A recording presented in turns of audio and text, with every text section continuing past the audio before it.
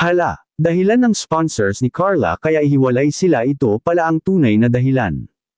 At may napansin ito. Isang mapagpalang araw sa inyong lahat mga kalingap, sanay hindi nyo po makalimutan na mag-like sa video na ito mga kalingap. At paunawa tapusin muna ang kabuuhan ng video na ito mga kalingap at para malaman ang nilalaman nito. At maraming salamat po mga kalingap sa pagpatuloy na pagsuporta, lalo na kay Kuya Val Santos Matubang at kay Ate Edna Vlogs at Kalingap Rab, salamat po. Grabe, gulat si Papa Joms, tunay na dahilan ng sponsors ni Carla kaya sila ihihiwalay, ibubunyag na. Pero bago yun mga kalingap ay pag-usapan muna natin mga kalingap ang patungkol sa tambalan ng Jomcar ngayon mga kalingap. Dahil sa isinabi ng sponsors ni Carla na ihihiwalay silang dalawa sa pagpuntang Baguio ay nakapagsabi si Kalingap Rab na wag sanang diktahan kung ano ang gagawin ng Jomcar at kung ano ang gusto nila dahil hindi anya maganda na may dumidikta sa kanilang mga ginagawa mga kalingap.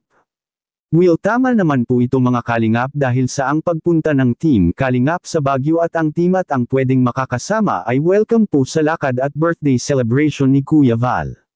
At pangit naman mga kalingap kung may mag-iiba at hindi sila magsabay-sabay sa pagbakasyon nila sa Baguio. At ang dahilan ng sponsors ay may mas malalim pa pala itong dahilan mga kalingap at mamaya ay ating isisiwalat kung gaano ito kalalim kung bakit gusto niyang ihihiwalay ang Jomcar.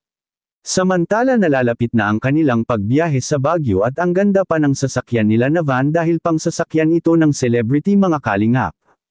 At ang lahat ng gustong makipagkita sa mga love teams ng Team Kalingap at sa lahat ng makasama sa Baguio ay may nakaset po na meet and greet doon sa Baguio at malaking chance po ito para sa mga malalapit lamang sa Baguio na nagsusubaybay sa mga palabas ng mga tambalan ni Kalingap Rab dahil sa maraming nangangarap na makita sila at ngayon ay makikita na sila sa Baguio sa susunod na araw mga kalingap. Siguradong naghahanda na rin ang mga ka-EDC at ka-Jomcar na mga marathoners natin dyan para makita lang nila ang mga kanilang sinusubaybay na serye sa mga love teams ni Kalingap Rab. Tiyak marami ang tao ang dadagsa sa venue na kung saan magaganap ang meet and greet mga kalingap. Dumako naman tayo sa tambalan ng Jomcar mga kalingap dahil marami sa ating mga nagmamahal sa Jomcar na nagsasabi na ang Jomcar ngayon ay mas tumatatag at mas nagkakasundo na silang dalawa ngayon. May punto rin naman ito mga kalingap dahil sa kanilang dalawang mga hilig kaya sila ay magkakasundo. Dati ay nahahalata natin na si Kuya Jomar ay palagi itong nagparakulit kay Carla tungkol sa kanyang panliligaw. Ngunit ngayon ay nagbago na ito mga kalingap dahil mas lalo na naintindihan ni Papa Joms ang gusto ni Carla ngayon sa buhay. At pareho pa sila na gusto nilang dalawa mga kalingap ang sabay kumakain sa labas. Kaya hindi na sila nahihirapan ngayon sa kanilang komunikasyon at palagi na silang magkakasundo. At lalo na may pinag-usapan na silang dalawa mga kalingap at pati na rin ang kanilang lupa ngayon ay sila ang nagmamay-ari kaya dahil dito hindi na talaga pwedeng magkakahiwalay pa ang Jomcar. May mga concerned viewers po natin na nakapagsabi mga kalingap patungkol sa lupa paano anya kung hindi talaga sila ang magkakatuloyin balang araw. Lalo pa at si Carla ay kasalukuyan pa itong nag-aaral at maaring hindi pa rin sinagot si Papa Joms hanggang ngayon dahil sa ang gusto ni Carla ay makapagtapos muna ng pag-aaral bago papasok sa pagbo-boyfriend. Sa ipinakita lang ngayon ng Jomcar mga kalingap napaka-imposible na hindi pa sila mag-jowa ngayon.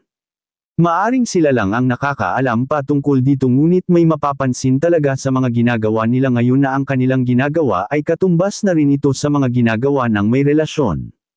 At kung totoo man ay nasa kanila pa rin at respetuhin na lang po natin mga kalingap ang kanilang mga desisyon sa buhay, at kung sakali na hindi talaga sila ang pinagtagpo ng tadhana ay hindi naman ito problema mga kalingap dahil maari namang edaan sa mabuting usapan ng lahat. At tunay na dahilan ng sponsors ni Carla kaya sila hihiwalay ay ito pala mga kalingap.